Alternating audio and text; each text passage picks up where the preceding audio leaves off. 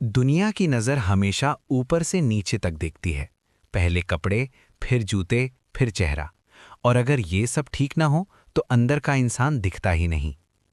मुंबई की चिलचिलाती दोपहर में धारावी की तंग गलियों से निकलकर 13 साल का रवि हर रोज की तरह अपना पुराना थैला कंधे पर टांगे कबाड़ बिनने निकला था।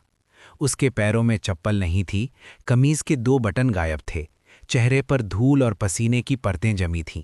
लेकिन उसकी आंखें किसी और ही दुनिया में जीती थीं, जैसे हर टूटी हुई चीज उससे कह रही हो, मुझे ठीक कर। रवि अनाथ था। माँ बचपन में ही चल बसी थी और बाप का कोई अता पता नहीं था। उसका घर एक टपकती छत वाली खोली थी और परिवार वो कबाड़ था जो वो बेचकर 2 वक्त का खाना जुटाता था। लेकिन रवि को एक जुनून था, इलेक्ट्रॉनिक्स का। कबाड़ में मिले टूटे हुए मोबाइल, पुराने रेडियो, बंद पड़े पंखे, वो सब उसके हाथों में आते और अक्सर ठीक होकर निकलते।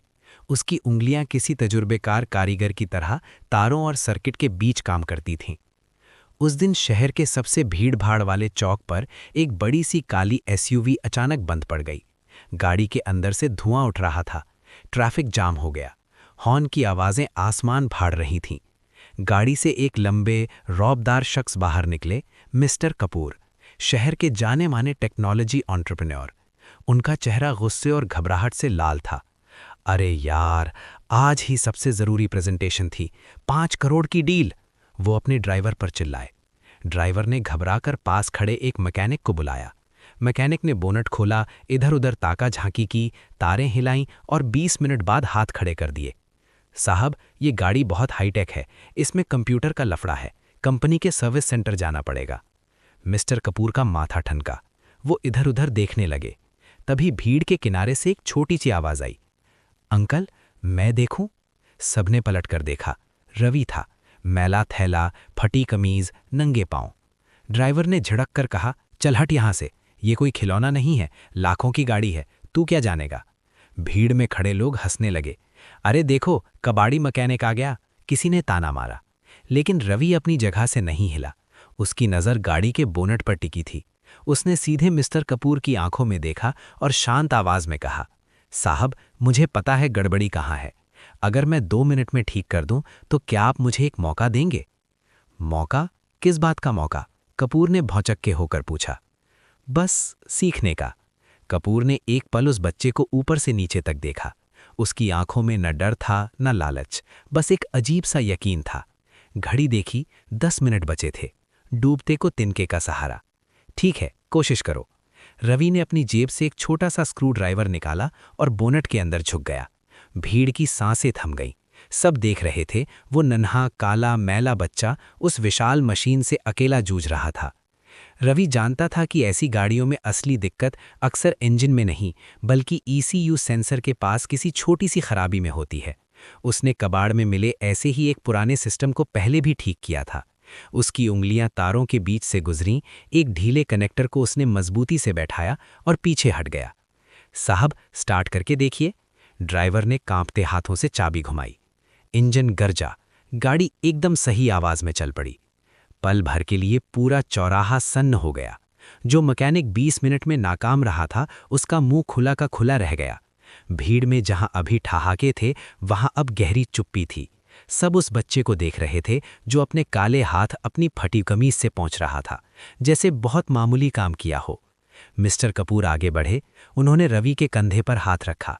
शानदार, बिल्कुल शानदार, वो बुदबुदाए। फिर उन्होंने जेब से बटुआ निकाला और 500 के कई नोट रवि की तरफ बढ़ाए।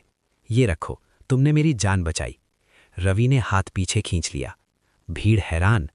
साहब, मैंने कहा था मुझे मौका चाहिए, पैसे नहीं। पैसे तो मैं कबाड़ बेचकर भी कमा लेता हूं। अगर आप सच में मदद करना चाहते हैं तो मुझे ऐसी जगह काम दीजिए जहां मैं ये सब सीख सकूं। कंप्यूटर, इलेक्ट्रॉनिक्स, मशीनें, बस इतना चाहिए। मिस्टर कपूर रुक गए। एक गरीब बच्चा जिसके पाँव में चप्पल भी नहीं, नोटों की गड्डी ठुकराकर मौका मांग रहा था। उन्होंने घड़ी देखी, वक्त नहीं था, लेकिन इस बच्चे की खुददारी ने उनका दिल जीत लिया था। उन्होंने अपनी जेब से एक विजिटिंग कार्ड निकाला और रवि के हाथ में थमा दिया। कल सुबह 9 बजे इस पते पर आ जाना, सीधे मेरे ऑफिस में। उस रात रवि सो नहीं पाया। उसकी टपकती छत वाली खोली में अंधेरे में वो कार्ड किसी हीरे की तरह चमक रहा था। उसने सारी रात वो कार्ड मुट्ठी में भींचे रखा, इस डर से कि कहीं आंख खुलते ही ये सपना टूट ना जाए।